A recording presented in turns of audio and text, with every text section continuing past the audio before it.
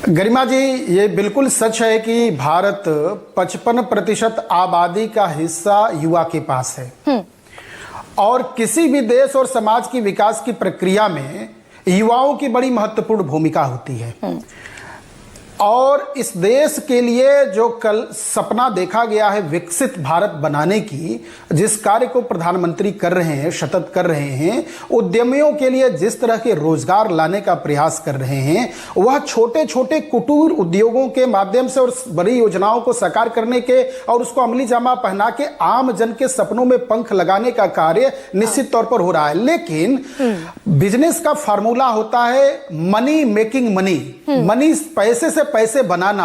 मैं आपके साथ, आपके इंट्रो को सुनने के बाद आपके साथ मैं उस बात को बढ़ा रहा हूं, जोड़ रहा हूं और सहमत हूं कि मनी मेकिंग मनी तो हो सकता है, पर मनी मेकिंग मानव नहीं हो सकता है। बिल्कुल नहीं, आपने बहुत सही कहा, उसको भी हम मानते हैं और समाज उसी को मानता है कि 80 दुनिया भर के डेवलप्ड जितने भी कंट्रीज हैं उनके औसत वर्किंग आवर्स क्या है, वो हमारे पास, भारत के पास अलग प्रकार की व्यवस्था है। भारत के युवा सबसे ज्यादा प्रतिभावान है।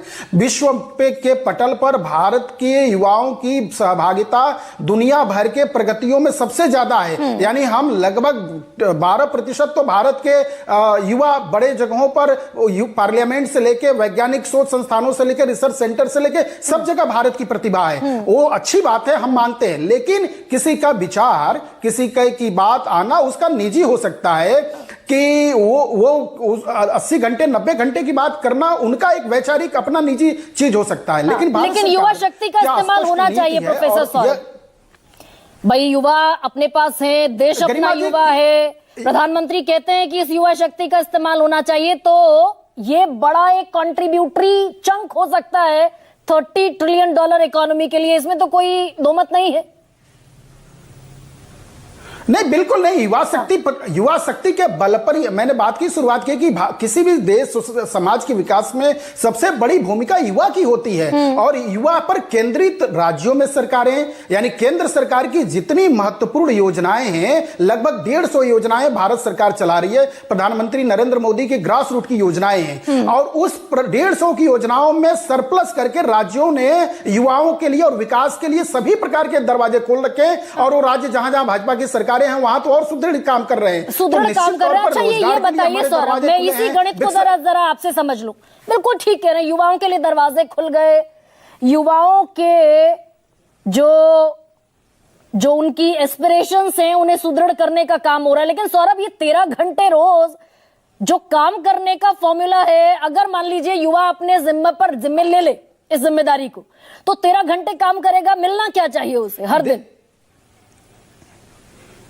देख गरिमा जी, किसी के निजी बात को सरकार की बात नहीं समझा जाए। ठीक है, ये सरकार की के फार्मूले नहीं है। ये निजी बात को निजी बात रखा जाए, एक विचार है, उस विचार को उसको मूर्त रूप देना मुझे नहीं लगता कि ये बात जो है अंतिम बात है। इसका क्या गजट है क्या? तो इसलिए नहीं कहा जा सकता कि नीति आयोग जो सरकार का सबसे बड़ा थिंक टैंक है, उसके चीफ एग्जीक्यूटिव ऑफिसर कह रहे हैं, भले ही रिटायरमेंट के बाद कह रहे हैं, नीति आयोग देश के लिए नीतियां बनाने वाले सबसे बड़े थिंक टैंक के चीफ एग्जीक्यूटिव ऑफिसर कह रहे हैं। गरिमा जी, आपने शुरू में ही कह दिया था, बहुत अच्छी बात आपने कही कि सबके जीवन में संबंध है, जिम्मेदारियां है, परिवार है। यानी हमें आर्थिक रूप से भी सुदृढ़ होना है और पारिवारिक रूप से भी सुदृढ़ होना है। हमें स्ट्रेस से भी बचना है, हमें डिप्रेशन से भी बचना है, हमें अवसाद से भी बचना है। और भारत में तो काम करने, वर्कलोड की बात नहीं है। हम कोई दबाव में 8 घंटे काम करके आउटकम उसका 0 निकलेगा और कोई खुशी खुशी 4 घंटे में करके 8 घंटे का आउटकम दे देगा।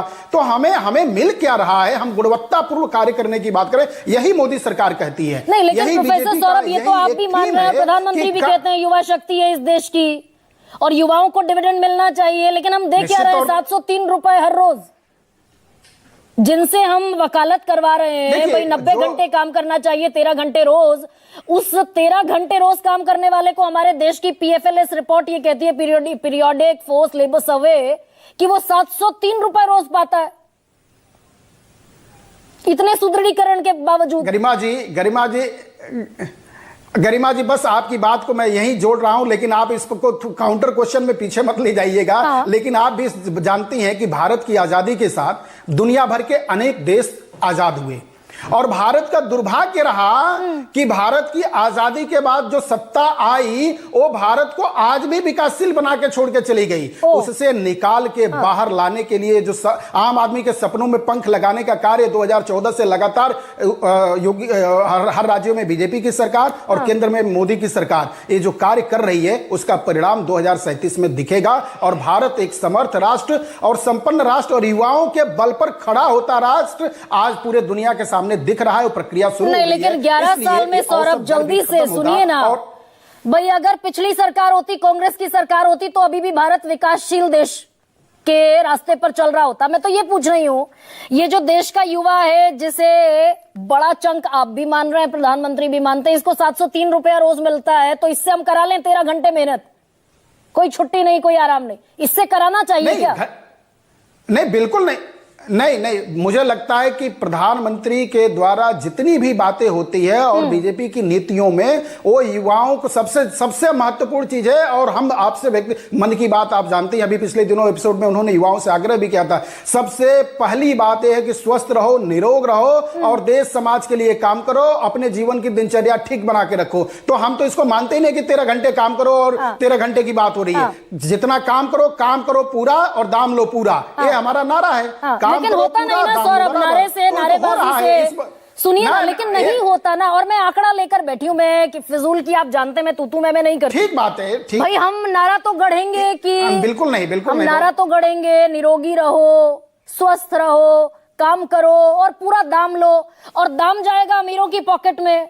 और यह आंकड़ा ऐसा कहता है 2025 का, 1990 में जो टॉप 10% लोग थे, उनको मिलता था आय का 34% हिस्सा, और आपके कार्यकाल में अब बढ़कर 2025 तक ये हो गया 57.7%। टॉप 10 अमीर पहले 37% के हिस्सेदार थे, आज 57.7% के हिस्सेदार हो गए, और बॉटम 50 मात्र रह गया 15%। गरिमा जी, इसी को निकाल के लाने के लिए इतने समय लग गए, यानी जो विरासत में छोड़ गए ना, उसी को निकाल के, यानी उसको फिर से ठीक करने के लिए पटरी पर आ रही है। और 2037 और 47 नहीं, फिर गोल कर रहे हैं सौरभ, होने वाला नहीं, ऐसे मैं दरअसल इसको इस नैरेटिव को रुकिए ना भाई। आप कह रहे हैं कि वो छोड़ गए थे, गड्ढे भरने में समय लग गया, प्रधानमंत्री भी कहते हैं कि 5 साल तो में गड्ढे भरने में लग गया। जो छोड़कर गए थे वो तो 10% के पास मात्र 34% हिस्सेदारी थी, जो छोड़कर गए थे। ये बढ़ाकर आपने कर दिया 57.7%। अमीरों की पॉकेट में 60% पैसा जा रहा है, तो अब हुआ है। नहीं, आप रोजगार के उस आंकड़े को ऐसे न बताएं, ऐसे न देखें। आप दूसरी तरफ देखें कि विकास दर तो आम जन के लिए किस तरह से पूरा का पूरा, यानी जो हम कौशल विकास योजना, सड़क सुरक्षा योजना, हेल्थ के सेक्टर में, एयरपोर्ट के सेक्टर में, संसाधनों के सेक्टर में, सभी प्रकार से चहुओर विकास हो रहा है। तो विकास को समग्र रूप से देखेंगे तो पूरा का पूरा निकलेगा डेटा। नहीं, वो गरीबों का विकास नहीं हो रहा। लेकिन सौरभ, आप दरअसल